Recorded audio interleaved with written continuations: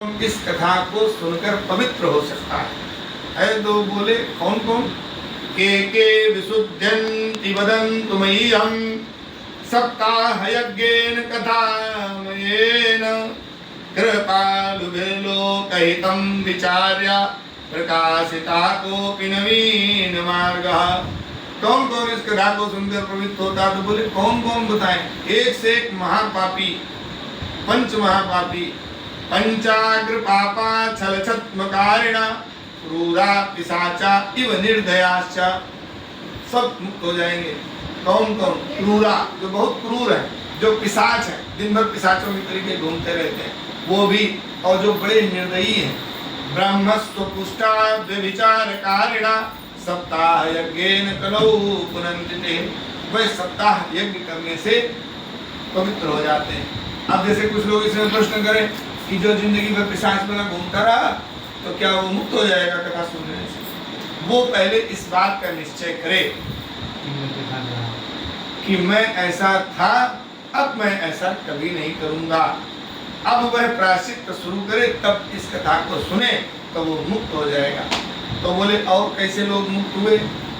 तो जो कायेन वाचा मनसा विपातकम, जो मन से भी पाप होते हैं, जो चित्त से पाप होते हैं, सबसे ज्यादा पाप होता है आंखों से, तो जो नेत्रों से भी पाप होता है, हाथों से हो, पैरों से हो, मुख से हो, जिह्वा से हो, इन सब पापों से जो मुक्त होना चाहे वो इस कथा को सुने। तो बोले कौन कौन शुद्ध हुआ? तो बोले मनुष्य तो छोड़ दो, भूत प्रेत पिशाच भी जो हैं ये भी मुक्त हो जाते हैं इस श्रीमद् भागवत की कथा को सुनकर। जो जिसके लिए हम अनुष्ठान कर दें वह निर्द्वंद और मुक्त हो जाता है, इस संसार से उसका मोह छूट जाता है। जैसे इस संसार में मोह क्या है? बहुत लोगों को तुम देखो कि अपने पिताजी की फोटो रखे है, मम्मी फोटो रखे, खीर भोग लगा रहे हैं। अपने यहाँ पूर्वजों को हम लोग क्या कहते हैं कि शुभ कार्य होने पर आमीन। जब शादी हो, अन्य कोई कार्य हो, जब आपको बुलाया जाए तब आमीन, अन्यत्र आप पितृलोक में निवास करें। अब जैसे तुम रोज याद करते रहोगे तो फिर पिताजी के रूप में नहीं आएंगे, फिर वो प्रेत और पिशाच के रूप में आएंगे, क्योंकि अब वो लोक परिवर्तित, वो पितृलोक में के स्वामी हो गए और हम लोग मृत्युलोक के स्वामी हैं। उनका यहाँ और हमारा वहाँ एक दूसरे के यहाँ रह नहीं पाएंगे। शुभ कार्यों पर आए, अपना शुभ आशीष दें और पुनः लौट जाएं। अब जब तुम रोज भोग लगाओगे भगवान की तरीके तो होगा क्या? घर में फिर निगेटिविटी बढ़ने लगेगी, अब तुम्हें फिर दिक्कत होगी। फिर जब उनको यहाँ से प्रेम जाग जाएगा तब तुम्हें घर छोड़ के भागना पड़ेगा। जैसे जल में हम लोग स्नान करते हो कितना अच्छा लगता है, लेकिन अगर पानी बने रहो तो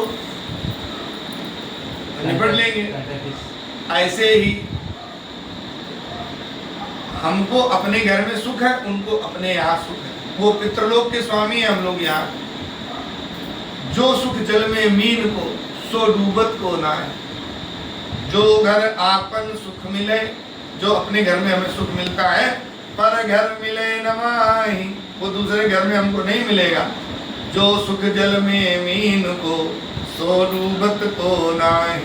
जो डूब रहा है उसे पूछो भाई साहब किसका मजा आ रहा, वो बता भी नहीं पाएगा, सुनाई देता है, क्योंकि जो डूब रहा होता है बाल उसके बस पानी के ऊपर तक आ जाते हैं, तो वो धीरे धीरे जब सांस ज्यादा भरता है तो वो पानी में भीतर चला जाता है। सांस भर देगा तो पानी भरता जाता है, बैठ जाता है, और जब सांस लेना बंद होता है तो पूरा ऊपर आ जाता है।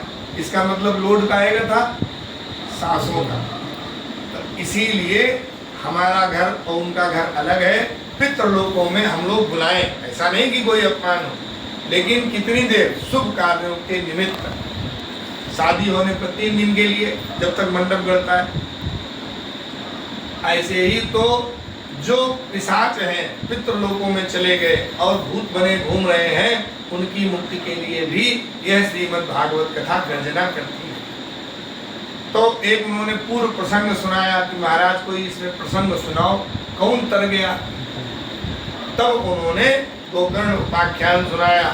तुंगभद्रा तटे पूर्व मद्भूता पतनमुत्तमम।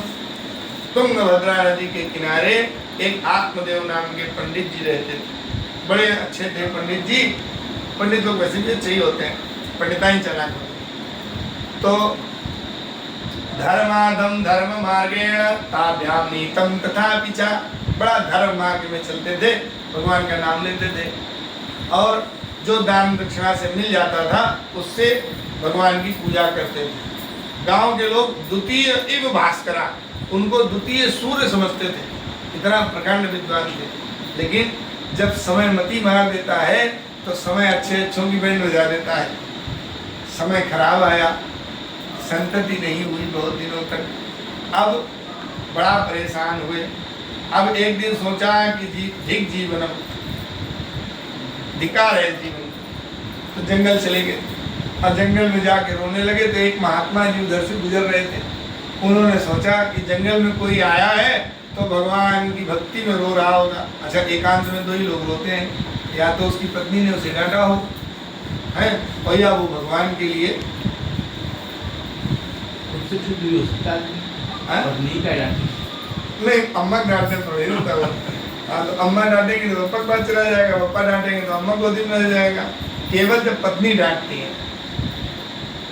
अच्छा, क्यों रोता है आदमी? हंसी मजाक की ही बात है, लेकिन पत्नी के डांटने में ज्यादा रोता है। अम्मा डांटने में तुम कितनी बार रोएगा? कोई हो उससे पूछो तो वो क्या कहेगा, हमें तुमसे ही उम्मीद नहीं थी। मतलब पत्नी से ही उम्मीद नहीं है, और पत्नी पति से उम्मीद नहीं। अब आजकल की नई बात हम नहीं जानते हैं, लेकिन हाँ पुराने में जानते हैं, पत्नी अगर डांटे तो ज्यादा रोता है, और किसी की बात उसे बुरी ही नहीं लगेगी, क्योंकि वो उसे प्रेम ही नहीं करता है। तो जब कोई भीतर नहीं है अपने, जैसे पागल आदमी तुमको गाली दे चला जाए तो क्यों हो गए? कोई भीतर बात आएगी? बच्चा गाली दे हंसने लगोगे, और वही गाली और कोई दे दे, फिर देखो दुख। तो वही दो ही लोग रोते हैं, या तो वो संसार का विरही हो तो रोएगा, या वो भगवान के विरह में रो रहा हो। और जंगल में तो रो ही नहीं सकता, रोएगा किस कारण से? महात्मा ने सोचा चलो देख लेते हैं कौन रो रहा है। तो उन्होंने गए, कथम रोदसी विप्रत्वम काते चिंता बलीयसी। ए ब्राह्मण, क्यों रो रहे हो? ऐसी क्या चिंता हो गई जो तुम यहाँ जंगल में रोने लगे? वदस्तम सत्वरम मह्यम स्वस्य दुःखस्य कारणम। तुम अपने दुख का कारण मुझसे कहो, मैं तुम्हारे दुख का निराकरण कर दूंगा। तो अब पंडित जी ने सोचा मौका बढ़िया है, तुरंत महात्मा के पांव पकड़े, बोले महाराज हमारे घर में कोई संतान नहीं हो रही। अरे बाप रे, बाबा समझे ये यार कहाँ फंसा दिया हमको। बोले बेटा, ये बेटा बेटी के चक्कर में ना पड़ो है। देखो कितना बेन अंग के बेटा हुआ, बेन कितना कष्ट उठाना पड़ा। और दशरथ के तो 4 बेटे थे। जब दुख लिखो लीलार में, फिर को मेटन हार, दशरथ बिनु पानी ही मरे, हो तो भये सुचार। 4 बेटा थे, अब पानी नहीं मुंह में डालने वाला कोई। बोले बेटा ये भाग्य बसात है, देव बसात है, मिल जाए पुत्र तो बढ़िया बात है, और नहीं मिले तो भगवान का धन्यवाद दोनों में करो। ये बेटा बेटी के चक्कर में काहे पड़े हो? संसार में अगर परिवार में एक के भी पुत्र है तो सबको पुत्रवान मानना चाहिए, एक भी परिवार में पुत्री है तो सबको पुत्री मानना चाहिए। और तुम ये ऐसा क्यों सोचते हो? तो बोले आप क्या जानो, जब बउआ आते हैं और मम्मी मम्मी पापा पापा कह के गले लगते हैं तो कितना अच्छा लगता है। दोपहर में फोन आता है, घर कब आ रहे हो? है एक दिन कहते हैं कि गए थे